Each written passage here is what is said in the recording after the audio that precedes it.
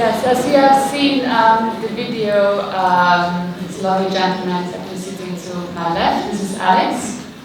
Alex is actually the winner of the HarperCollins competition this year to actually find the most multilingual student in the UK. He's a third-year undergraduate student at Oxford University, and his languages, let me count them again: German, French, Russian, Greek, Dutch, Spanish, Afrikaans, Hebrew, Italian, Catalan, Mandarin, and most recently he started to study Yiddish, if I'm right. And on my left, next to Alex, actually sits Slyvia. Slyvia is in charge of languages and integration issues at the Goethe Institute in Munich. Slyvia actually lived and worked in Hong Kong previously, and also in Madagascar. Her academic background is actually theatre studies, which comes in very handy here, and economy. And Slyvia speaks German, French, Italian, and English. And Slyvia and her department at the Goethe Institute actually organized a competition called Mehrsprachig to find the most multilingual, or the person that can promote multilingualism the best way, and they actually found Richard. And Richard is sitting to my right. Richard is actually probably the most proficient multilingualist in the UK, so it's a big honor to have him on our panel today. And Richard holds a PA in Combined Languages from the University of Hull in England. And I tried to write down all the languages that he speaks on this little card, and it didn't really quite fit, but I'm going to try to list them for you. So, it's English, French, Spanish, Italian, Portuguese, Catalan, German, Dutch, Swedish, Danish, Czech, Polish, Serbian, Croatian, Macedonian, Russian, Welsh, I'm not finished, Esperanto, Albanian, Turkish, and Bulgarian. And I think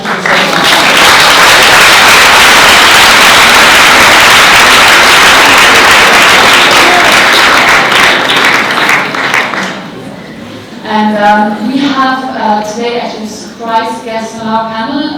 The person is not in the agenda today, and I'm very glad and happy that he actually managed to come and be with us today. His name is Luca Lampariello, and it's actually Richard who will introduce you to him. Okay. Thank you very much for that lovely introduction.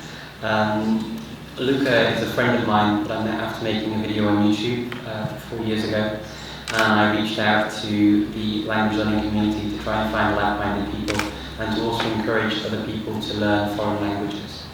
I did that because when I was growing up, I didn't have anybody really that I could look to who'd been through the whole process of learning multiple languages. And I was fortunate enough to find Luca Lampariello through YouTube. We started to speak, and I quickly found that he was more than able to converse in 10 languages with me.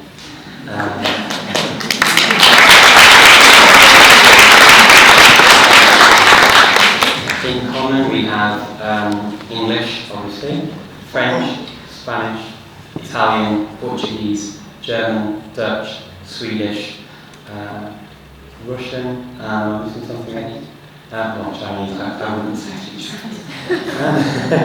And he also speaks Chinese and Japanese on top of that as well.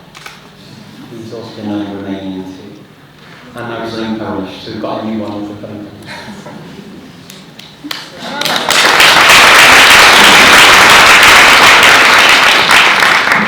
So actually my first question to start off with actually goes to our multilingualists here in the panel. And I was always wondering what actually makes someone be a multilingualist.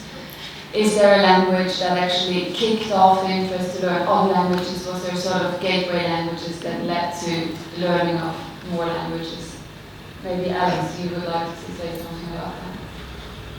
Well, of course, on the most basic level, what makes someone multilingual is someone who speaks a lot of languages.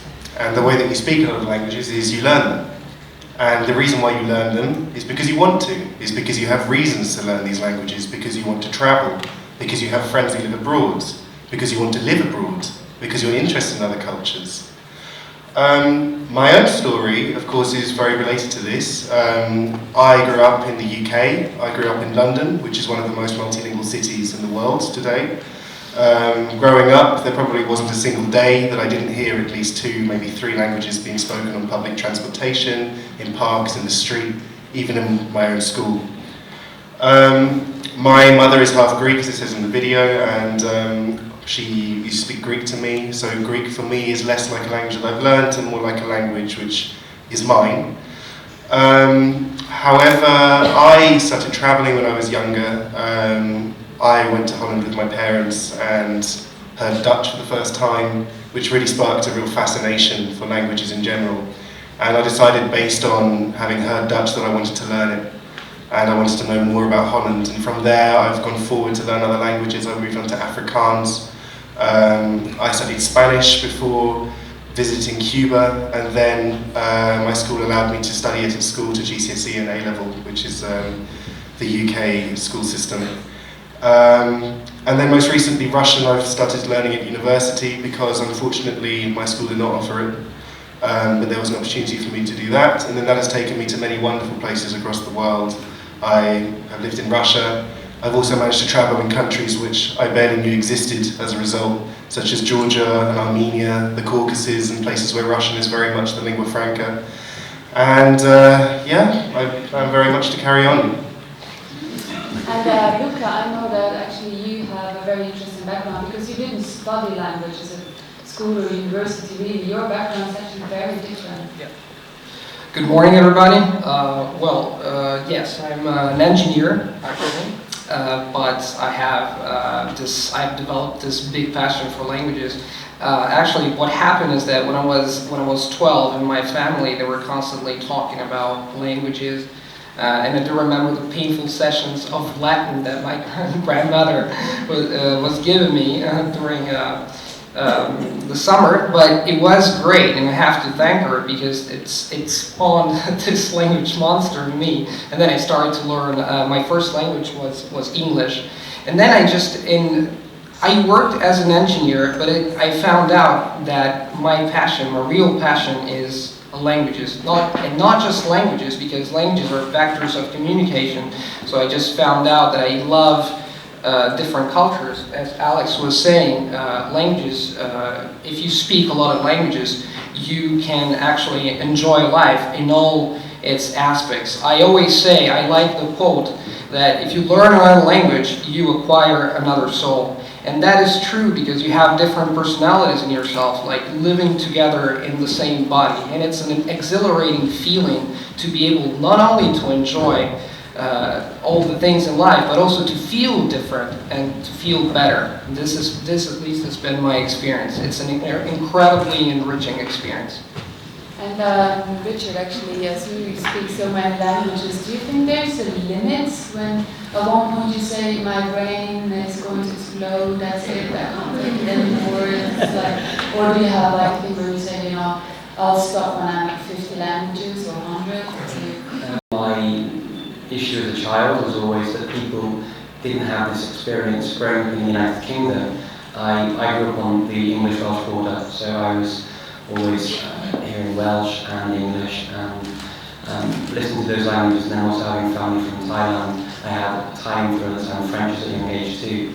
And so for me it was kind of normal, and I play with accents a lot. So I used to try and imitate all the accents of my country, and then I went abroad too, and then try and play with the accents in other languages. So speak French with a German accent, or speak German with a Finnish accent or something like that.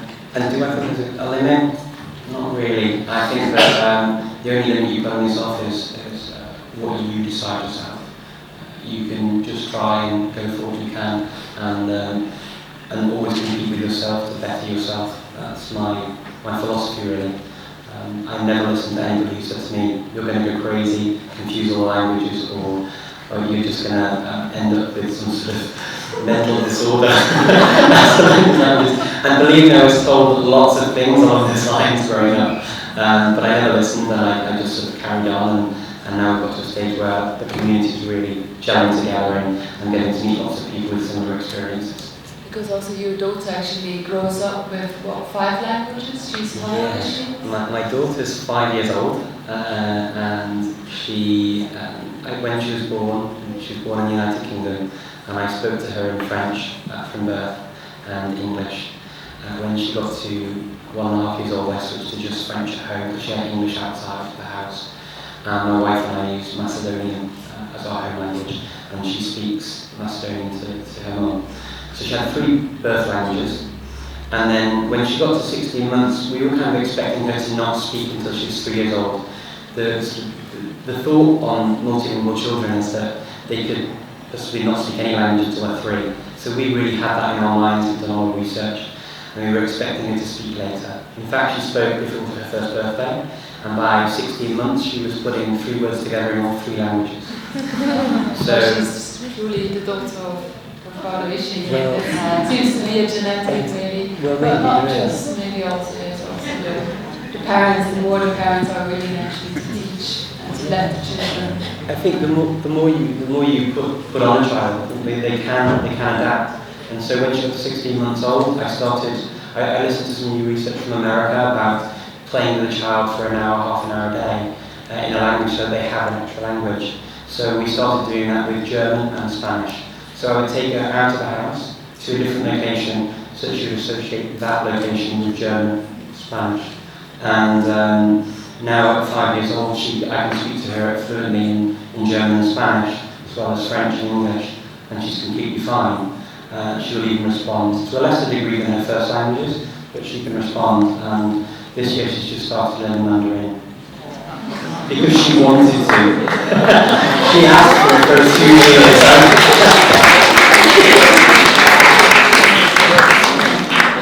Well, that's the thing. I mean, there are also people that do actually say and research that tries to suggest that actually too many languages can also be difficult or have a negative impact.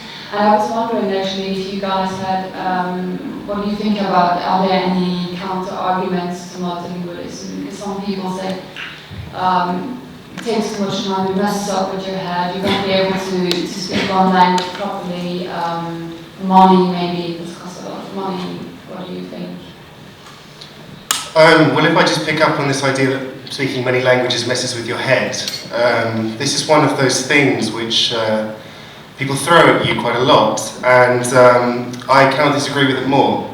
As Luca was already saying, every language that you learn allows you to see the world in a different way.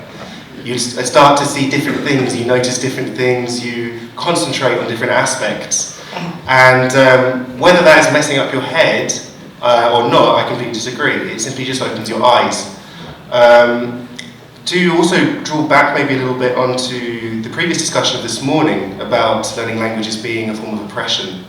Of course it's true. You are suddenly trying to find yourself channeling your thoughts.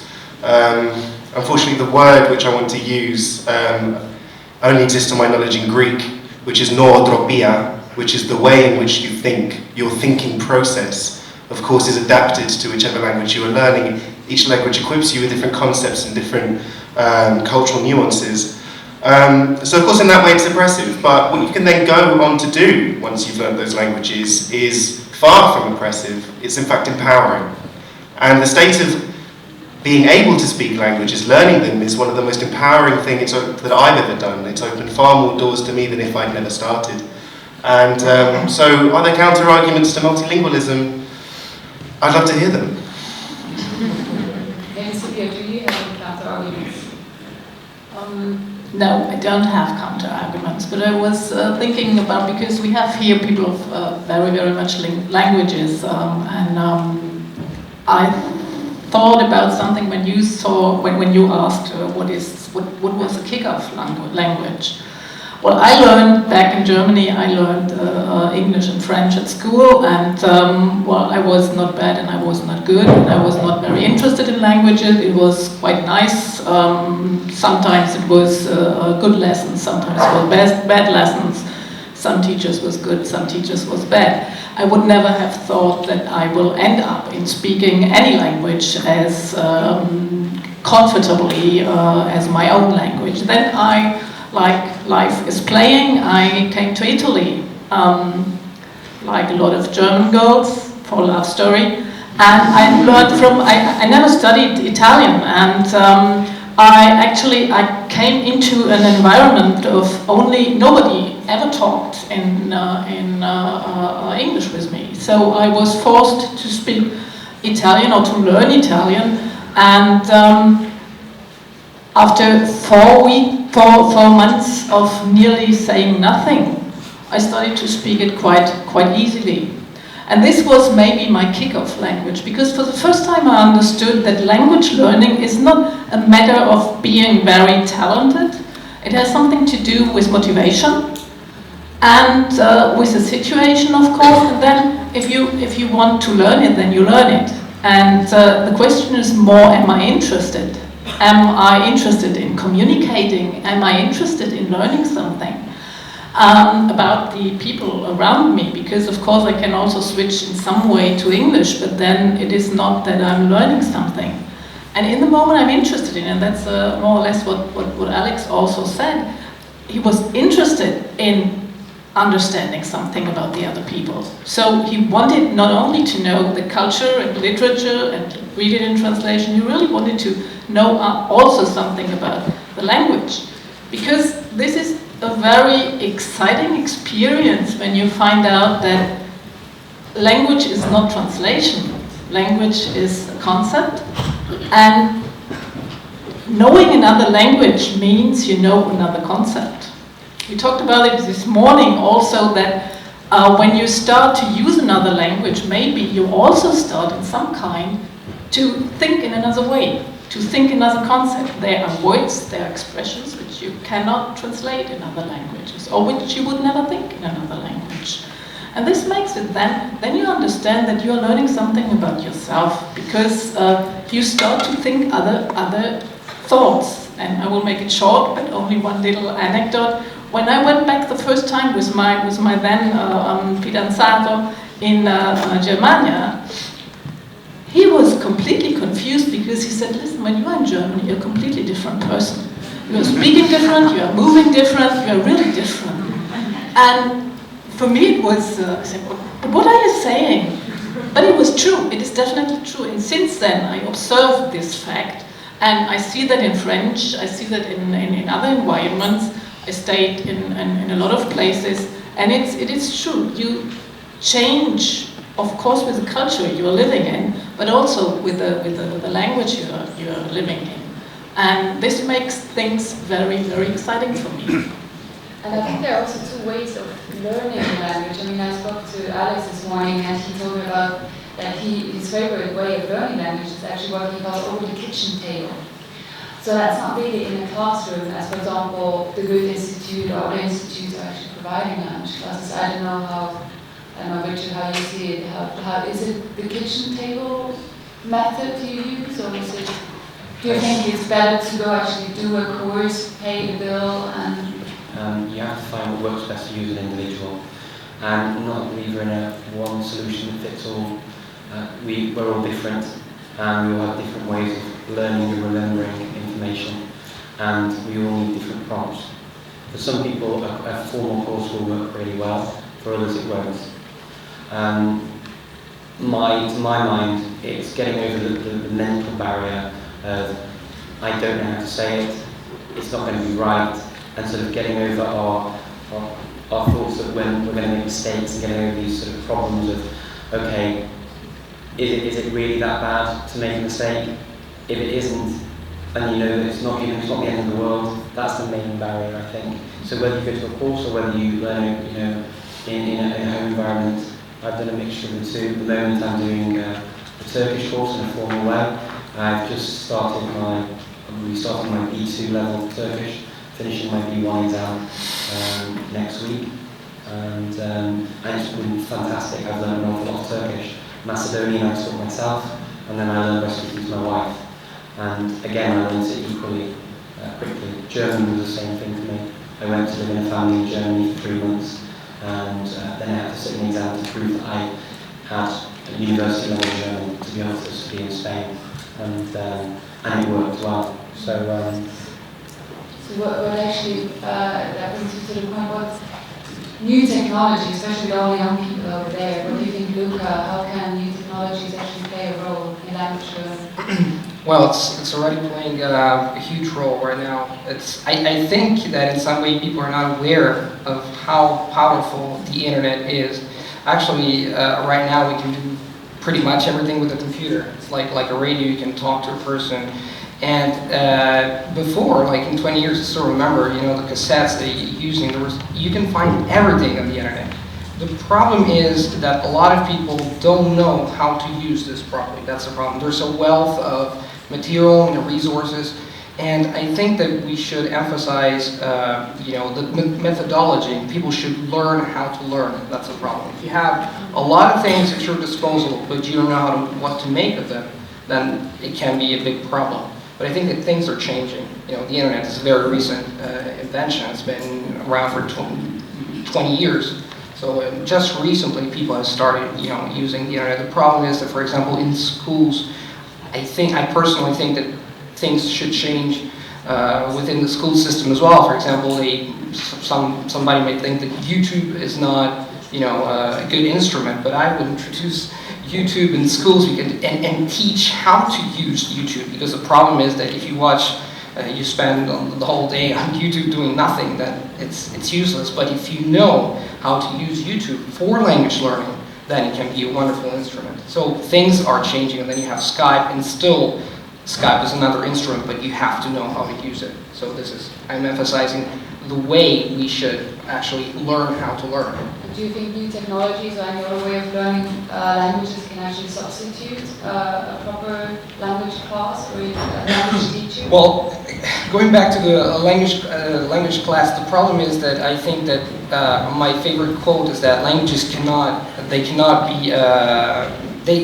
learned. They cannot be taught. They can only be learned. So the problem is, like Richard, for example, he's attending classes in Turkish, but I think that the reason for his big success in language learning is that what he does outside of the class, not only in the class, but outside of it. He spends a lot of mental time constantly thinking about Turkish and doing things in his own place, and that changes a lot. The problem is in the school system, students expect the teacher to teach them the language. So they say, oh, I want to learn this language, but in reality they're not motivated, and they should do things. That's the main problem. So they say, oh, he's a good teacher, but the real problem is about learning the language, learning how to learn yourself. This is going to change things dramatically, I think. Maybe as a language teacher, I can only say that I really like that language cannot be taught, it can only be learned. And I think here the new technologies are really essential, because with the new technologies you have a lot more possibilities to use the language. You can do your own YouTube video in a language you know very, very little. You can put together things, you can make it funny or whatsoever. You can speak it, you can take it seriously or not so seriously. You can play with it. You can read newspapers, you can meet people in the world. You do not need necessarily to go to another place, to go to the country. Of course, after you learn the language or you have an idea of the language, I would very much hope that you want to go there to see it. But you do not need necessarily this. You do not need to wait for the hour in the school that the teacher comes and tell you what you have to do. You can do that at whatever time you want to do it. You have the iPad, you have the iPhone, you can see the things, you have Skype, and you can get in contact, and of course Facebook. And you can get in contact with people, and it's no more something like math that you learn a formula and to resolve a problem. You use it to get in contact with people, to know what other people think, or to try out nice things. And I think here, what we as instructors or teachers can do, we can give ideas, we can manage the scene, we can manage the learning environment and ask you to do a YouTube video, but it is not so much the giving advice on the learning, because everybody of you is different in learning. Someone learns better at the kitchen table or by hearing, and another one needs structures. So this is, I think, what a teacher's work is, to give different possibilities of approach. But the learning, exactly like you said, learning can only be done by the one who wants to learn the language. I have here something, it's actually a recent study published by The Guardian very recently, that indicated that just 38% of 14-year-old public school students in the UK were learning a second language. And in comparison, 99% of 14-year-olds at private schools in the UK learned at least one foreign language, and all had the ability to take classes in French and in German. My question is actually, do you think that multilingualism is something preserved for the elites? Is it something that those can afford, that you can go and have access to internet, have access to special classes and teachers that are actually good? To a degree, it would be naive of me to say no. In an ideal world, we talk about the internet and freedom of information on the web, where everyone's got access to the same resources. In reality, the education is somewhat lacking, and that can be due to socio-economic situations within a country.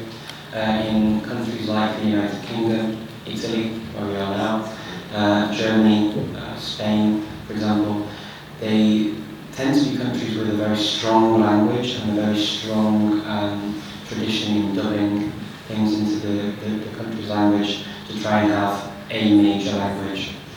You find in smaller countries like the Netherlands, or even Scandinavia, people tend to speak English, for example, extremely well.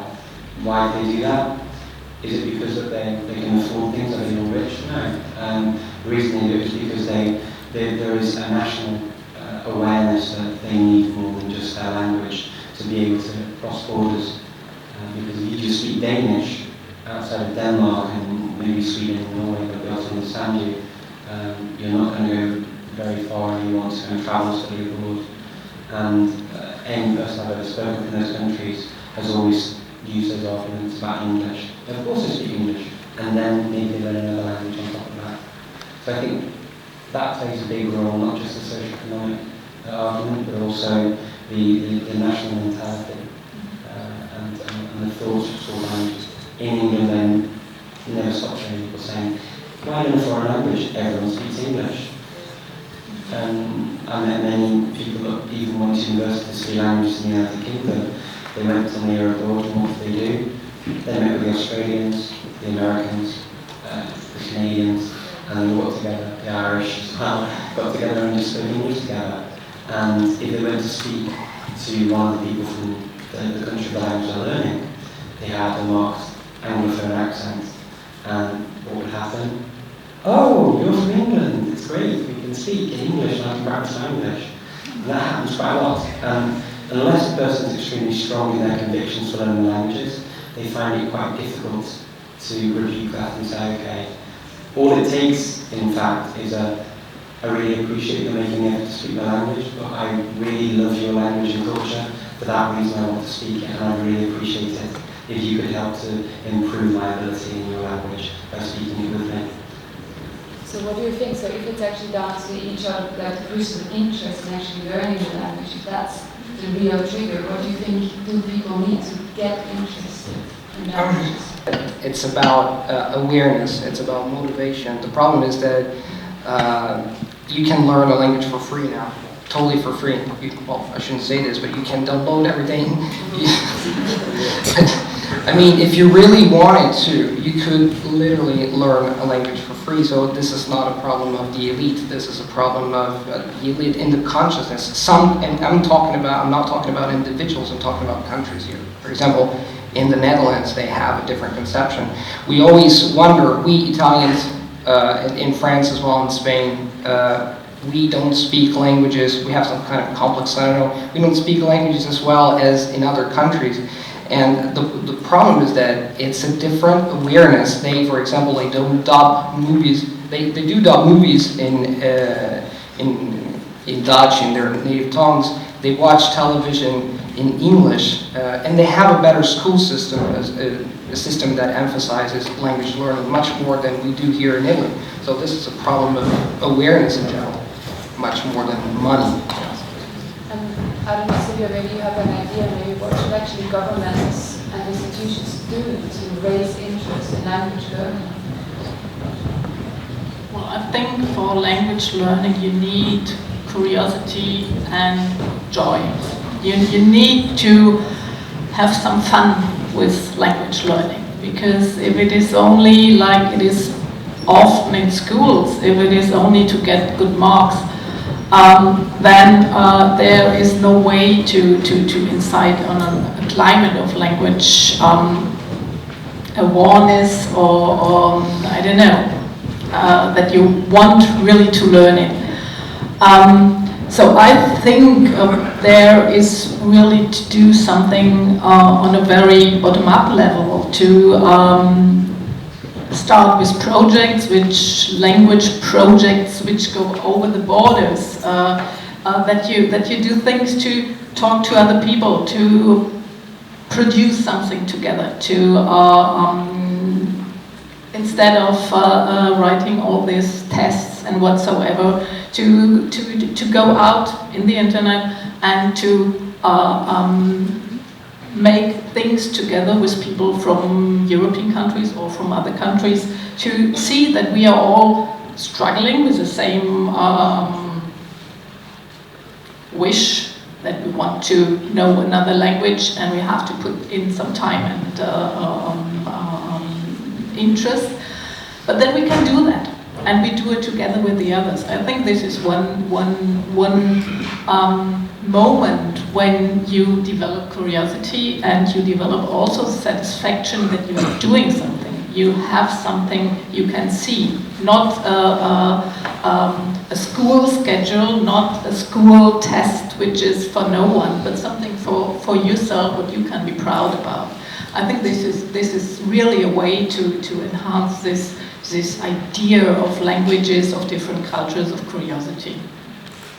Actually, we are running a bit short of time, so I would actually like, before I go to the last question, ask if there are any questions from the public to our panelists. So if you could then just raise your hand. I think there's somebody with a microphone to help, and just also mention to whom you're directing the questions, which one of the panelists. I think there's a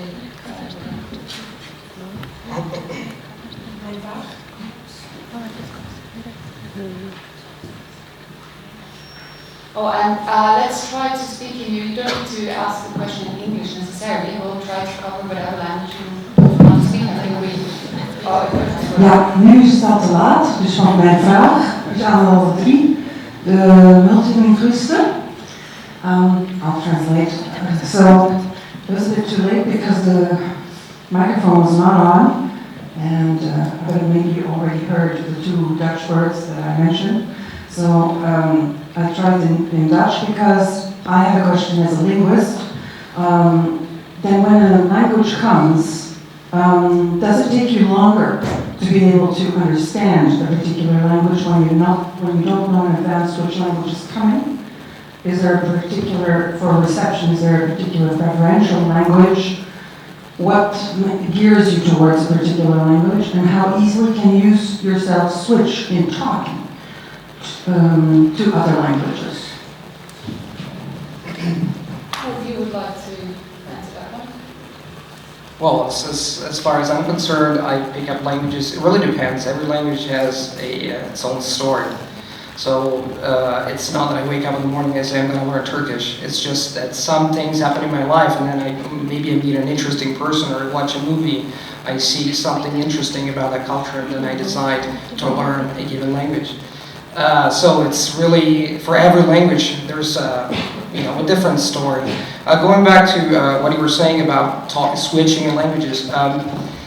The problem of switching languages is that it really depends on the people you're talking to. For example, if I'm speaking to my friend, if we have like 10 people here, and I have 10 people from 10 different nationalities, if I talk to that person, like for example my friend, and I identify him as, for example, from Spain, I can speak Spanish, and then I can switch to another language. So switching languages is not a problem, as far as I don't have to switch with the same person. Now, Richard, I've been speaking with Richard like for more than 4 years right now on Skype, and that he is the only person I switch a lot of languages with Richard because I know that he's a polyglot, and normally I could get confused in a situation where the same person talks to me in Spanish, another person talks to me in, I don't know, German at the same time at a table. But switching languages, I think that switching languages is not a problem. When you reach a certain level in a language and you make it yours, I don't think that switching languages is a big issue. So that's my... Let's just can we just quickly take, because we really should, maybe 1 or 2 more questions? Buongiorno, parlo italiano, spero di essere comunque capita sicuramente. E niente, io sono un insegnante della scuola superiore italiana qua di Parma e volevo appunto sapere, secondo voi, quindi il ruolo dell'insegnante di lingue, se è un ruolo in qualche modo centrale, deve accompagnare il ragazzo deve sicuramente avere una motivazione, cogliere l'importanza appunto della lingua non solo come credo mezzo di pura comunicazione così, ma anche come mezzo per cogliere appunto la cultura, l'anima in qualche modo di un popolo. Però volevo sapere le strategie, al di là dell'essere personali, dell'apprendimento della lingua, il ruolo dell'insegnante secondo voi, al di là di usare tutti i media, tutte le cose, YouTube, tutte le possibilità che oggi abbiamo, peraltro importantissime, però volevo sapere come anche voi che avete vissuto delle altre realtà scolastiche, qual è insomma diciamo il ruolo dell'insegnante, come l'insegnante può contribuire diciamo in modo positivo all'apprendimento e all'insegnamento della lingua. Posso rispondere un'altra volta? Lasciamo magari soltanto un attimino. Prego. Rispondere a Alex e poi... so I mean the role of the teacher, the role of the educator in learning languages. I had a variety of experiences with my language teachers. Some were extremely inspirational, some were not. And I think that the role they play is incredibly important, especially for school children whose experiences of learning languages often can be restricted to the classroom. You do need to have a teacher that will remind you about the reasons why you've decided to learn a language, about the experiences that are then going to be available to you as a result of making that step. My German teacher, for example, was quite young when I was at school. He had recently finished university, he'd studied the same course that I'm studying now, and I think that the influence that he had on me was absolutely enormous in terms of the decisions that I've made and the way my life is now going.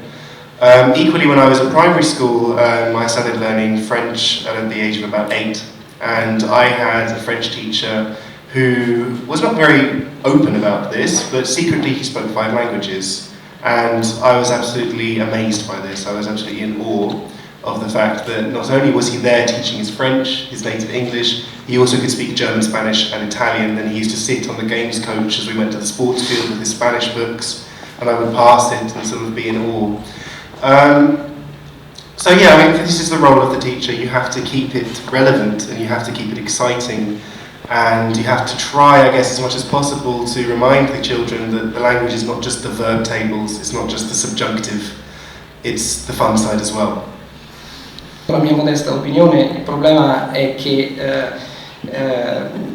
diciamo, l'insegnante dovrebbe essere il satellite e lo studente dovrebbe essere il pianeta e non il contrario. Il problema è che quando l'insegnante, diciamo, è un sistema insegnantocentrico, nel senso che l'insegnante è lì e quindi è lui che conduce, no? È lui che conduce l'insegnamento, quindi gli studenti tendono a pensare che sia lui o lei a dover impartire, a dover insegnare la lingua. Quindi secondo me la prima cosa che bisognerebbe fare è cambiare la prospettiva. Cambiare la prospettiva significa che sono gli studenti ad essere i protagonisti ad essere i protagonisti in generale. E questo è fondamentale, e se questa prospettiva, se si riesce a ribaltare questa prospettiva, cambia tutto il sistema dell'insegnamento, nel senso che, per esempio, dalla mia esperienza, io adesso lavoro come language coach, che non è la stessa cosa di insegnante di lingua, cioè secondo me l'insegnante dovrebbe essere una guida e, come diceva Alex, ispirare la persona, dire sempre questa è la ragione per cui stai imparando una lingua, questa e quest'altra, e poi cambiare anche il sistema, il modo in cui vengono insegnate le lingue, nel senso che se io avessi capacità decisionali sul sistema in generale cambierei completamente tutto. Uno dei motivi per cui le lingue non si imparano a scuola non è solo una questione di metodologia, ma anche una questione di contenuti, nel senso che molto spesso si danno dei contenuti, come si dice a Roma, di cui agli studenti non gliene può fregare di meno, e quindi hanno la tendenza a non voler imparare, mentre invece se sono loro i protagonisti e sono loro a scegliere cosa vogliono imparare, le cose cambiano radicalmente. Per esempio, se a uno studente piace la musica, proporgli un testo sulla musica lo motiverà molto di più a imparare la lingua, perché vorrà capire il messaggio del testo e quindi essendo motivato a capire si metterà a imparare, mentre invece se per esempio il contenuto appunto non è di suo, non gli piace, alla fine tende a staccarsi, e soprattutto vedono l'insegnamento delle lingue come un'imposizione. Cioè non si dice allo studente impara questo perché la tua vita migliorerà, ma le lingue vengono considerate come un'altra materia scolastica. Invece imparare una lingua è acquisire un'abilità, è essere in grado di usare qualcosa in un contesto generale, nel mondo in generale, non è una materia. Sì, viene considerato come un'altra materia da insegnare, ma il problema più grave è proprio questo, che in realtà le lingue non sono un'altra materia come la storia. La storia si insegna, le lingue si imparano. La storia si studia, le lingue si imparano, sono due concetti leggermente differenti e secondo me fa una bella differenza.